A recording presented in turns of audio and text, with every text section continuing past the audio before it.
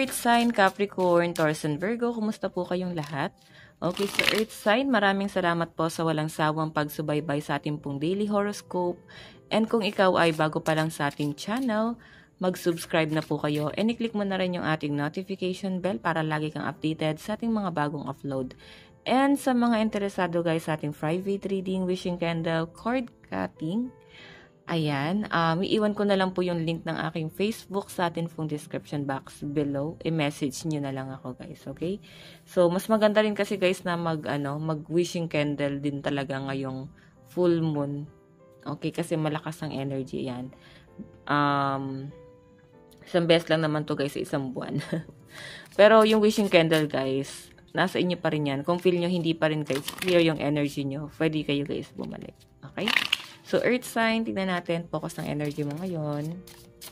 Meron tayong, I trust the wisdom within. So, yung iba sa inyo pwedeng hindi ka malaya, hindi mo ma-feel. Pero sa pinapakita sa akin guys, darating din yung araw, naniniwala ka na mukhang malapit na yung kalayaan. Malapit ka ng makalaya. Malapit ka ng makaalis dun sa stress, sa kung ano man yung iniisip mo ngayon. Feel mo na. Okay, hindi siya guys magtatagal, pero sa nakikita ko sa inyo guys, pinifeel mo siya. Okay, ayan no. So, yung iba sa inyo guys na hindi ka masyadong, parang balisa ka dahil sa mga nangyayari sa buhay mo. Pero wala naman ako guys nakitang negative. Siguro, nandun ka lang sa sitwasyon na parang gusto mong umalis. Okay, kasi pwedeng hindi ka guys kampante, wala ka talagang peace of mind. Gusto mong ma-relax. Yun yung nasa-sense ko. Or parang feeling mo, hinihila yung energy mo sa ibang bagay. Okay? Or sa ibang lugar. Yun yung gusto mong i-pursue. Tignan po natin, guys. Overall energy. Meron tayong introvert. Okay. So, iba sa inyo, guys. Ayun, baka lagi lang kayo, guys, nakakulong.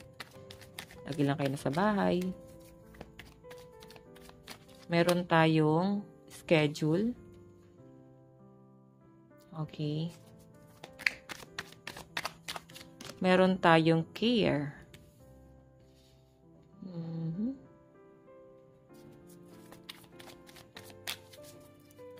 Meron tayong stop. Okay.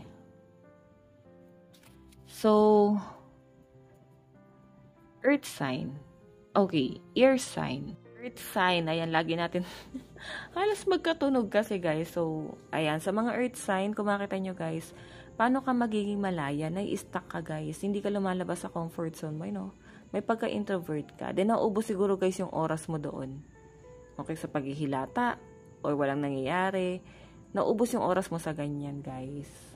Okay, yung iba naman sa inyo guys, pwedeng nabuboring ka, parang, as in, feel mo yung boredom guys. Parang gusto mong lumabas, gusto mong maging malaya, or mag-explore, yun yung nasasagap po sa inyo. And kung makita nyo guys, nandito rin guys yung care.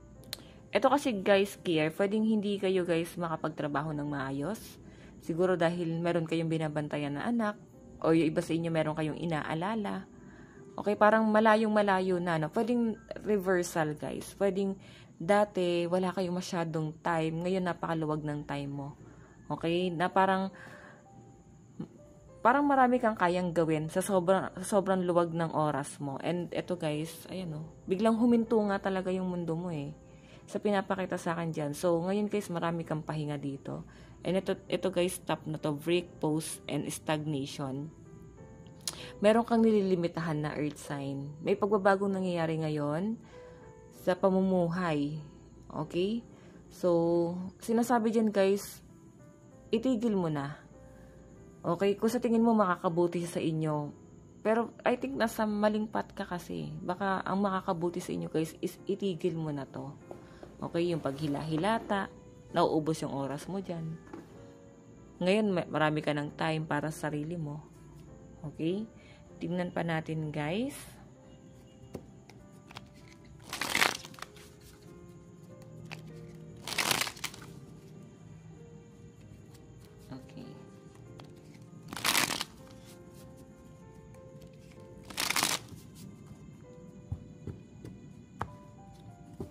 Tingnan pa natin. Meron tayong 2 of torches.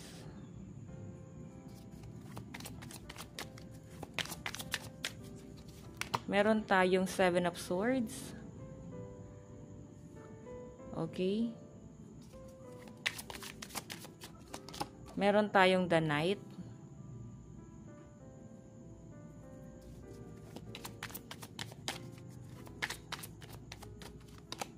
Meron tayong 3 of swords. Okay. So, earth sign, yung under guys ng introvert, siguro yun nandun ka sa, baka ambivert, no? Gusto mo kasi guys na para bang lumabas, pero sa tingin mo kasi guys, mas mas masaya ka naman, kontento ka naman ng nag-iisa, kontento ka naman na nasa bahay lang, or, ayun nga, kung wala naman sa bahay, pwede nagtatrabaho ka naman, is kontento ka ng solo ka lang naman guys. Parang mafe-feel mo kasi na parang mas pagod ka pa, mas stress ka pa pag lumalabas ka ng bahay or lumalabas ka sa comfort zone mo. So, nandun ka sa point na naguguluhan ka, ano ba yung pag-a-adjust na gagawin mo sa sarili mo. So, ito nga yun, no? I trust the wisdom within. Okay? Pwedeng magiging abala ka na or magkakaroon na ng dahilan para makaalis ka na din sa comfort zone mo. Kahit sabihin natin guys na kampante ka dyan. So, parang kailangan mo na ng expansion. Kailangan mo ng gumalaw guys. Nasasayangan ako sa oras mo. Ayun, no? Schedule tapos 7 of swords. Stuck ka sa isang bagay. Nakatingin ka sa bagay na nawala na guys.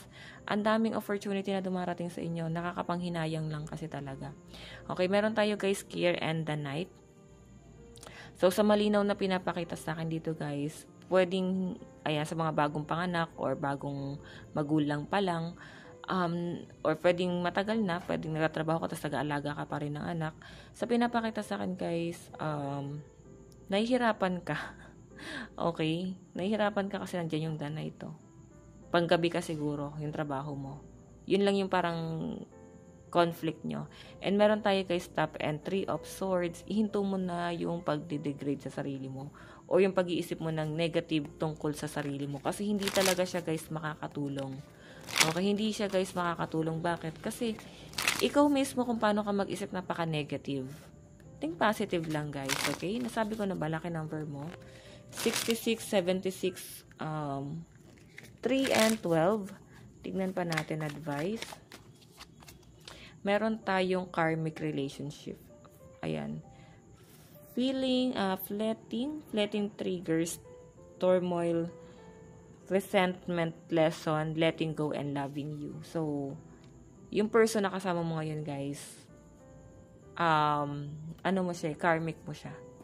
Okay, karmic mo tong taong to. So, mararamdaman mo yan. Hindi lang yung relasyon nyo yung nagiging struggle, kundi lahat ng didikit sa inyo, parang ang dami na rin guys nagiging problema. Okay? Kasi karmic nakaka-absorb na rin sila guys ng negative. So, yung iba sa inyo kasi guys, pinipili pa rin na ilaban yung relasyon kahit na napaka-negative na. Kahit napaka-toxic na. Okay? So guys, ito lang po ang inyong reading. Bukas po ulit. God bless and love you all. Bye-bye po.